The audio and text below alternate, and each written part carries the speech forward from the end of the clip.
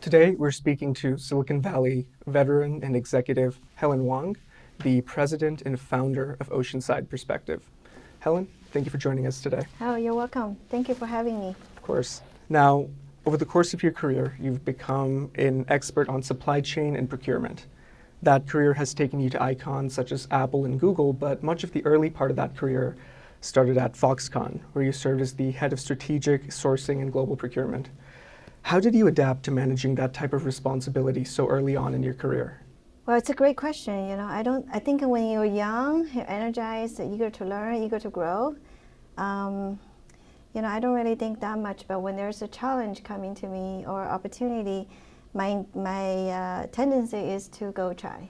Even that seems like impossible for me or it's way above my capability back then. So that's one. It's like not to be afraid of challenges and challenge yourself. That's the way to grow. Secondly is also for everything you do, even if just a task, do it really well. Like do it in a way that you would have no regret. And people like that will be recognized by the organization, by the leadership quickly. So because you're reliable and because you're dedicated and you can take bigger responsibility. When you have a quality of work like that, and you intend to get a bigger responsibility. And by 2005, you moved on to Apple, where you served as a senior procurement leader during quite a key time for the company. Very quickly, you got to work on some key projects, including the launch of the first iPhone. What was the culture at Apple like during this revolutionary time in its history? Yeah, it's a very interesting time. I would also say, arguably speaking, most important time for the company, right? If without the first iPhone or initial iPod, there's no Apple today. The culture is a good balance, I would say, because Apple has already existed for a long time before they launched iPhone, right? It's always been a niched product company, being Macintosh and things like that. It was not the size of Apple today. It's definitely not the most valuable company in the world. But however, it has a solid foundation. So it's a very well organized in terms of the organization design, in terms of the depth of functionality and expertise, as well as the desire for excellence and the best product quality. So it does have a very good, solid foundation with very much a process-driven company. But when it comes to like new product category, for example, like the initial iPods, first generation of iPhone. It's a company that empower people. So each individual wear multiple hats. It's like you're working in a startup environment, because there's no guarantee that you will be successful for that product. It has tons of risks and unknown and uncertainty that we have to manage. So in a way, I feel like we had the autonomy to manage a new product category. Let's say, in that case, Mac is their primary business that time.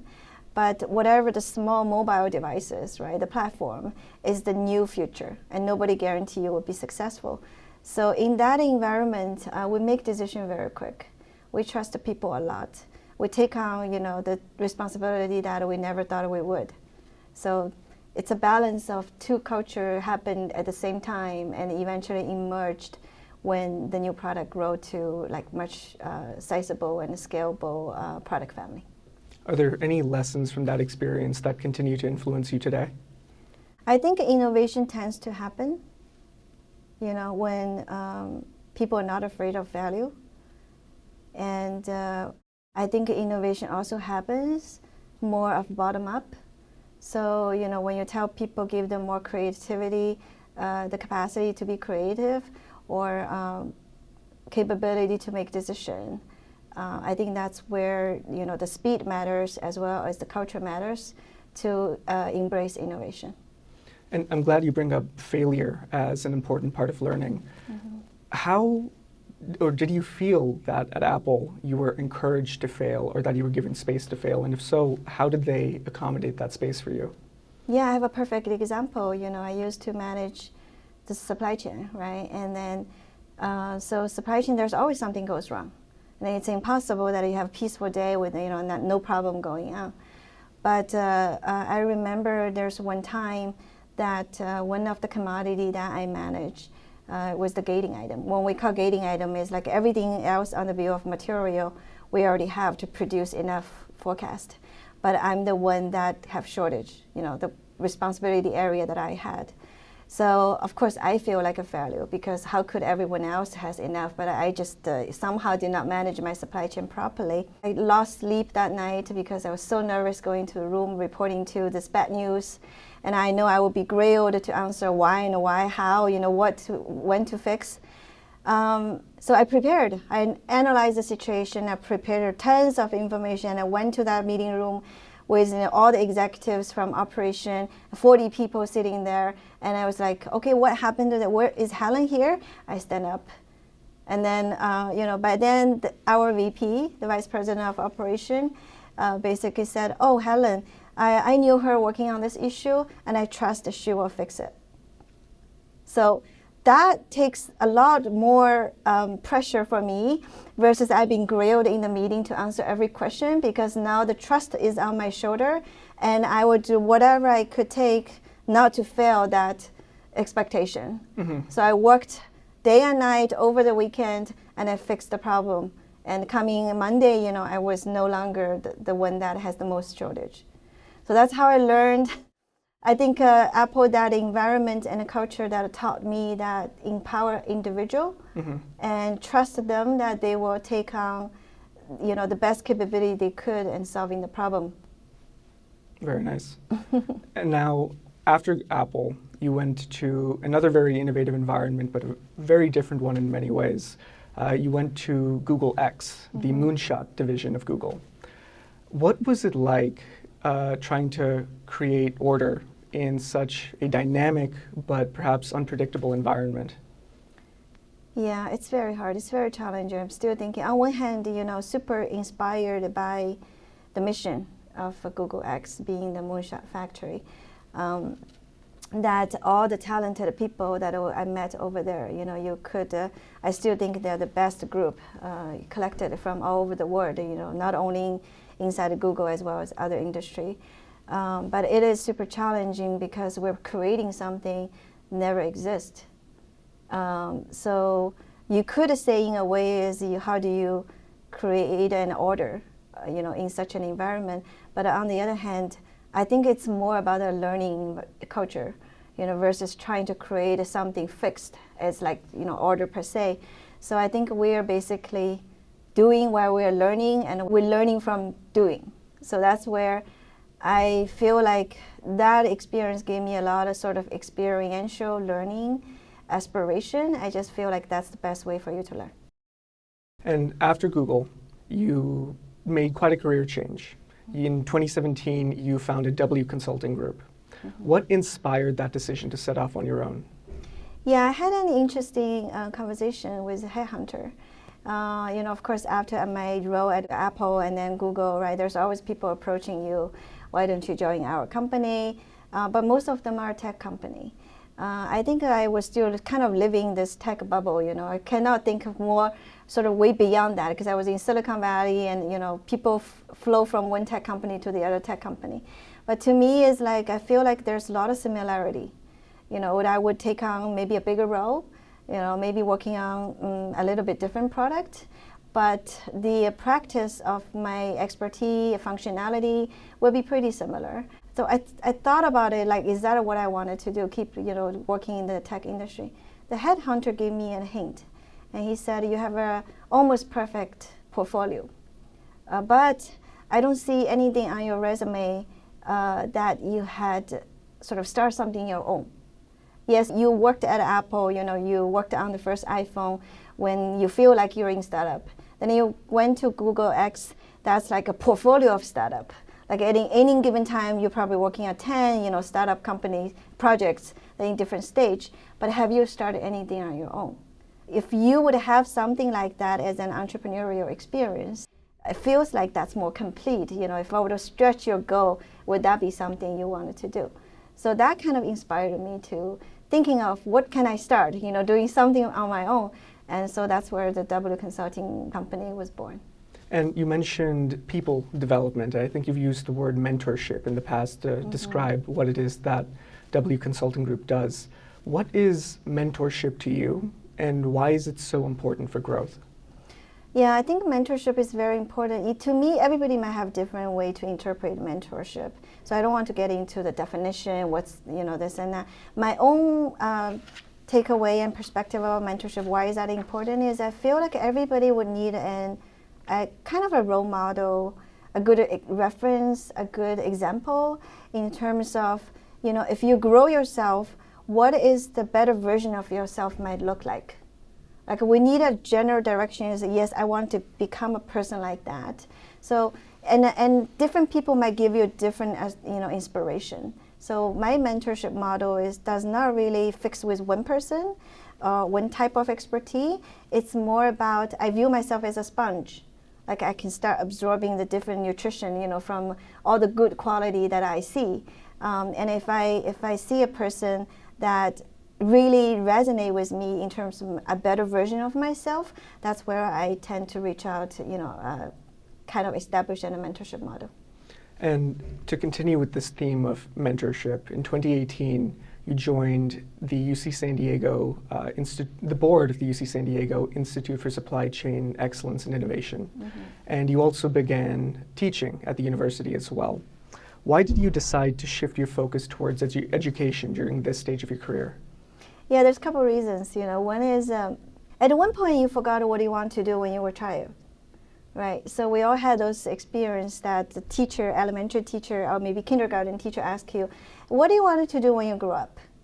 I remember, consistently that when people asked me this question when I was young, I think teacher was on top of my list. Maybe top, one of the top three, like kind of answer that I would give. So, but throughout the year, I forgot, right? I mean, you have to make living, you have to, raise your family. You're very busy about sort of your accomplishment career-wise. So I forgot about that. So when the time comes that I had the W Consulting Group, and I was on my own, and I was thinking about what else can I do? I think education coming to mind is like something I could contribute there as a sort of my passion and my give back.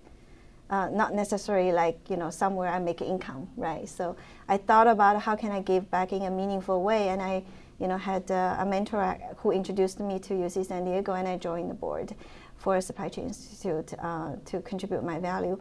But then the board, our primary mission was really guided the school in terms of curriculum design. So then I reflected in terms of my experience at a corporation on the other side of the table when I recruit talent, when I hire people.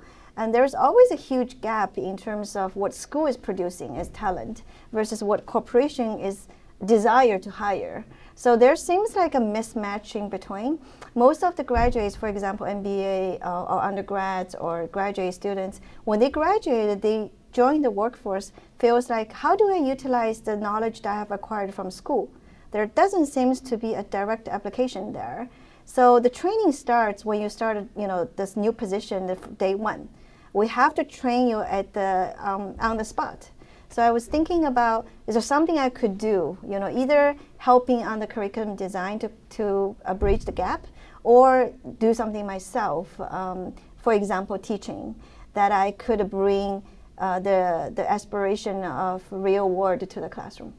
And speaking of bringing the real world to the classroom, as an extension of your work with UCSD, you also, in 2022, founded Oceanside Perspective, which is, of course, why we're here today. What value do you believe that Oceanside Perspective has that makes it unique and that enables you to teach and mentor these soft skills, these workplace skills, in the manner that you see is missing? Yeah, so one thing that when I talk about the gap between educational system versus the real world job, market, is the soft skill. I think you can teach, you can be a very good student, got a very good GPA, right, with all the hard skills, whether being programming or mathematics or writing or reading, things like that. But, where do you actually learn your soft skill? And I heard that many people, some people might have a perspective is you never learn. soft skill, you just have to go do it. Like when you fail, that's how you learn. I'm curious about, is there a better way to learn?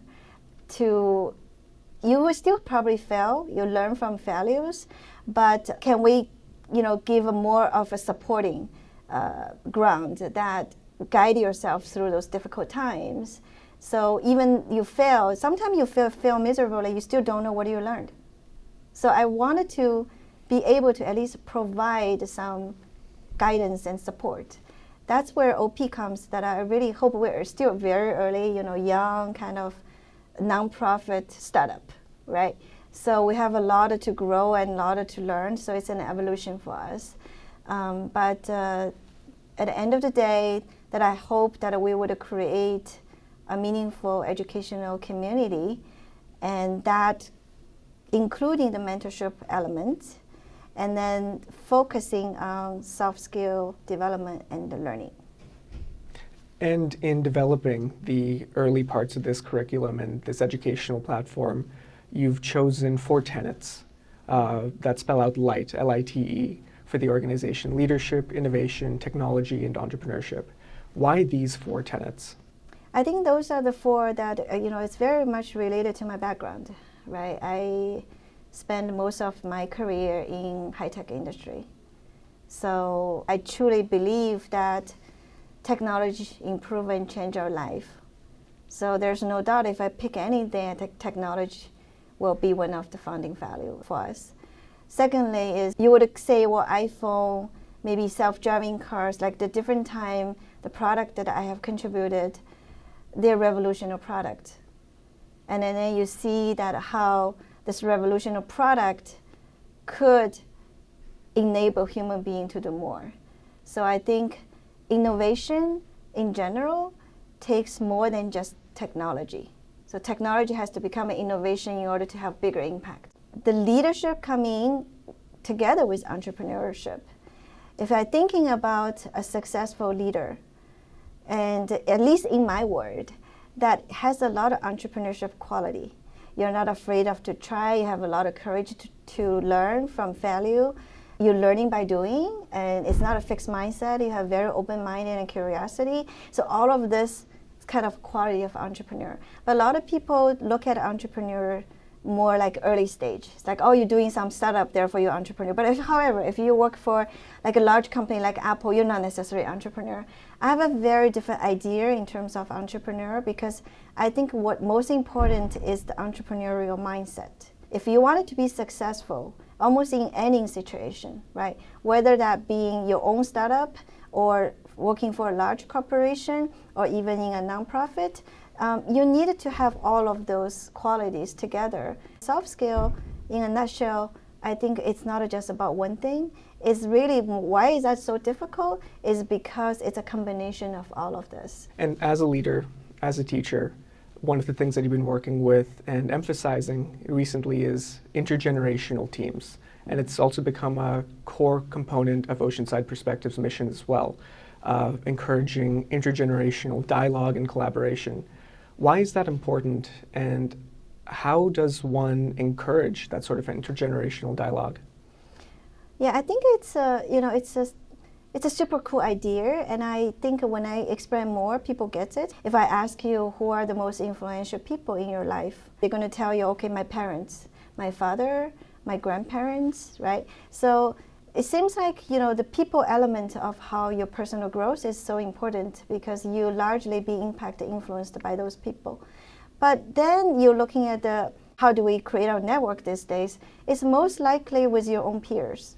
Like my generation, we have our own kind of networking effect. But then I heard when I started teaching undergraduates at UC San Diego, I heard it from the younger generation, and they're very close to my daughter's age, and basically saying the older generation don't care about what we think.